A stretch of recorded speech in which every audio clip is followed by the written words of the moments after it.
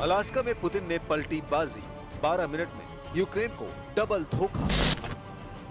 America के Alaska में Putin और ट्रंप के बीच 3 घंटे तक यूक्रेन युद्ध को लेकर बातचीत हुई, लेकिन किसी को नहीं पता है कि इस मीटिंग में क्या बातें हुई हैं। अलास्का में मीटिंग से कुछ घंटे पहले ट्रंप ने ऐलान किया था कि मैं पुतिन से 2 मिनट की मीटिंग में समझ जाऊंगा कि सीज फायर होगा या नहीं। लेकिन हैरानी की बात है कि ट्रंप पुतिन के साथ 3 घंटे की मीटिंग के बाद भी दुनिया को नहीं बता पा रहे हैं कि रूस और यूक्रेन के बीच युद्ध विराम पर डील क्यों नहीं हो पाई है। हम आपको दिखाने जा रहे हैं कि 7 साल बाद हुई ट्रंप और पुतिन की मीटिंग में पुतिन ने बाजी पलट दी। महज 12 मिनट की प्रेस कॉन्फ्रेंस में पुतिन ने ट्रंप के सामने साबित कर दिया है कि यूक्रेन युद्ध का असली बॉस पुतिन है और उन्हीं की शर्तों पर युद्ध विराम होगा। दूसरी तरफ वॉर एक्सपर्ट्स कह रहे हैं कि ये मीटिंग पूरी तरह से फेल हो चुकी है और अब पुतिन पूरे यूक्रेन पर कब्जा करने की कोशिश जरूर करेंगे। यूक्रेनी अधिकारियों ने तो यहाँ तक दावा कर दिया है कि अब पुतिन पूरे यूक्रेन पर कब्जा करने की कोशिश करेंगे। हम आपको अलास्का मीटिंग के बाद यूक्रेन युद्ध की वो खबरें दिखा रहे हैं जो साबित कर रही हैं कि अलास्का में ट्रंप ने यूक्रेन और नेटो को डबल धोखा दिया है।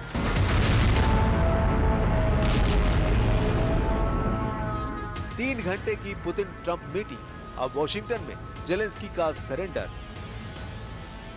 पूरी दुनिया ये देखने को बेताब थी कि जब राष्ट्रपति ट्रंप राष्ट्रपति पुतिन से अलास्का में मिलेंगे तो यूक्रेन युद्ध पर क्या डील निकलकर सामने आएगा। लेकिन हैरानी की बात तो यह है कि इस मीटिंग में न तो कोई डील हुई और न सीज फायर पर बात बनी। वॉर एक्सपर्ट्स का साफ कहना है कि आज की तारीख में रूसी सेना यूक्रेन के काफी बड़े इलाके पर कब्जा कर चुकी है।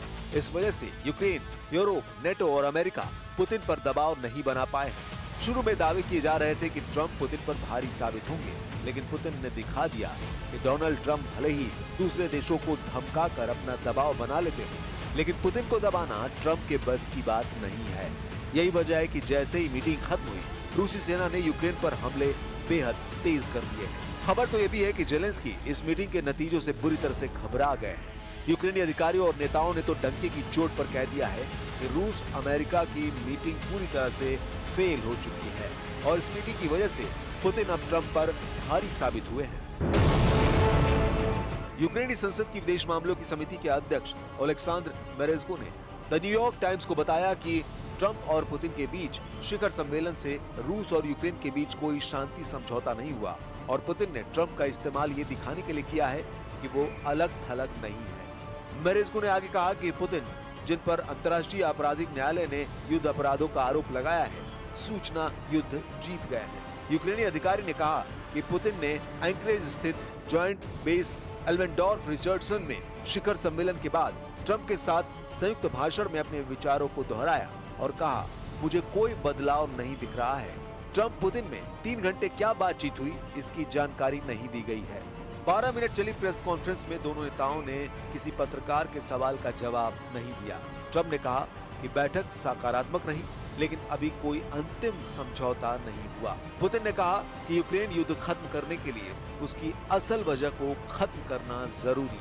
पुतिन ने कहा कि अगर 2022 में ट्रंप राष्ट्रपति होते तो यूक्रेन युद्ध नहीं होता। इधर अमेरिका के राष्ट्रपति डोनाल्ड ट्रंप ने हार नहीं मानी है। अलास्का में रूसी राष्ट्रपति व्लादिमीर पुतिन के साथ यूक्रेन युद्ध को लेकर किसी तरह का समाधान नहीं निकलने के बाद ट्रंप ने कहा कि वो 18 अगस्त को जेलेंस्की से मिलेंगे। जेलेंस्की यूक्रेन के राष्ट्रपति हैं। ट्रंप से उनकी बातचीत वॉशिंगटन में होगी। इससे ये संकेत निकलता है कि ट्रंप किसी कीमत पर रूस और यूक्रेन युद्ध बंद कराना चाहते हैं, लेकिन लगता है पुतिन को जरा भी जल्दी नहीं है, क्योंकि रूस पहले से ही यूक्रेन के बड़े हिस्से पर कब्जा कर चुका है और अब पूरे पूर्वी यूक्रेन पर कब्जा करना चाहता है। जरा देखिए, अभी तक रूस ने यूक्रेन पर कहां-कहां कब्जा कर लिया है। रूस के रक्षा मंत्रालय ने कहा कि रूसी सेना ने Ukraine institute for the study of war यानी ISW ने 8 अगस्त 2025 की जमीनी रिपोर्ट के मुताबिक कुछ ऐसे दावे किए हैं जो हैरान करने वाले हैं। ISW के मुताबिक रूस यूक्रेन की जमीन के 5वें हिस्से पर कब्जा कर चुका है, जो लगभग 1,14,500 वर्ग किलोमीटर इलाका होता है। तो वहीं दूसरे दावे में कहा गया है कि रूस ने यूक्रेन की लगभग 1,61,000 वर्ग किलोमीटर इलाके पर कब्जा कर लिया है। रूस से यूक्रेन के खार्किव, लुहांस्क, डोनेस्क, ज़पोरोजिया और खेरसोन क्षेत्रों से होकर लगभग 1000 किलोमीटर तक बॉर्डर फैला हुआ है। रूस ज़पोरिजिया और खेरसोन क्षेत्रों के लगभग 3/4 हिस्से पर कब्जा कर चुका है। इसके अलावा यूक्रेन के खार्किव, सूमी, माइकोलाइव और नेप्रापेट्रोस क्षेत्रों के कुछ हिस्से रूसी कब्जे में हैं। सुमे और खार्किव क्षेत्रों में रूस लगभग 400 वर्ग किलोमीटर को कंट्रोल कर चुका है। निप्रोपेट्रोस में रूस ने सीमा के पास एक छोटा सा क्षेत्र अपने कब्जे में ले लिया है। रूस ने लुहांस्क और डोनबास क्षेत्रों से बने डॉनबास नामक भूभाग में 46,570 वर्ग किलोमीटर यानी 88% क्षेत्र पर कंट्रोल कर लिया है। यूक्रेन के पास अभी भी डॉनबास का लगभग 6,600 वर्ग किलोमीटर इलाका बचा है। हालांकि रूस अपनी अधिकांश ऊर्जा डोनेस्क मोर्चे पर केंद्रित कर रहा है और अपने नियंत्रण से बाहर बचे हुए अंतिम प्रमुख शहरों की ओर बढ़ रहा है।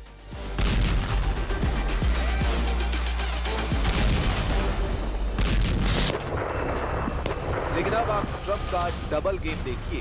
एक तरफ युद्ध विराम को लेकर ट्रंप पुतिन के साथ मीटिंग करते हैं, तो वहीं दूसरी तरफ रूस को हराने के लिए ट्रंप ने नेटो के पैसों को यूक्रेन में झोंकना शुरू कर दिया है।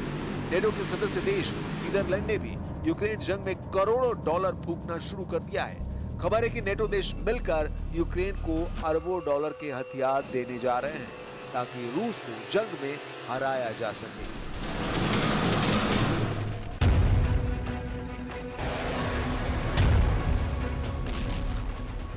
फिलहाल नेटो के सदस्य देशों में से एक नीदरलैंड ने यूक्रेन के लिए अमेरिकी हथियार खरीदने के लिए 500 मिलियन यूरो यानी लगभग 4,500 करोड़ रुपए देगा। नीदरलैंड पहला नेटो देश है जिसने अमेरिकी राष्ट्रपति डोनाल्ड ट्रंप के दोबारा चुने जाने के बाद यूक्रेन को अमेरिकी हथियार देने के लिए नए नियम को अपनाया है। 24 फरवरी 2022 को रूस द्वारा यूक्रेन पर बड़े हमले के बाद से अमेरिका यूक्रेन का सबसे बड़ा समर्थक बनकर उभरा है। सिर्फ बातों में नहीं बल्कि पैसों और हथियारों में भी। 12 मार्च 2025 तक अमेरिका यूक्रेन को 66.9 अरब डॉलर यानी 5,86,746 करोड़ रुपए की सैन्य मदद दे चुका है, जिसमें आधुनिक हथियार, गोला बारूद, ट्रेनिंग और जंग के मैदान में रियल टाइम इंटेलिजेंस शामिल है। कुल मिलाकर अमेरिकी कांग्रेस ने यूक्रेन के लिए अब तक 5 बड़े सहायता पैकेज पास किए हैं, जिनकी कुल रकम 175 अरब डॉलर 15,34,720 करोड़ रुपए है। इनमें से 128 अरब डॉलर यानी 11,22,653 करोड़ रुपए सीधे यूक्रेन सरकार को दिए गए हैं, सिर्फ जंग के लिए नहीं बल्कि आर्थिक और प्रशासनिक जरूरतों को पूरा करने के लिए भी। यूक्रेन को सिर्फ अमेरिका ही नहीं बल्कि करीब 50 सहयोगी और साझेदार देश भी हथियार भेज चुके हैं। इन सब की सामूहिक मदद में शामिल है 10 long range multiple launch rocket system MLRS, 178 लंबी दूरी की तोपें, लगभग 1 लाख गोले, करीब 2.5 लाख एंटी टैंक हथियार, 359 टैंक, 629 बख्तरबंद गाड़ियां और लड़ाकू वाहन, 8,214 शॉर्ट रेंज एयर डिफेंस मिसाइलें और 88 हथियारबंद ड्रोन। अब ऐसे हालात में देखना होगा क्या वॉशिंगटन में जब जेलेंस्की ट्रंप से मुलाकात करेंगे तो क्या वो पुतिन की शर्तों के मुताबिक युद्ध विराम करेंगे या फिर वो एक लंबी जंग करेंगे।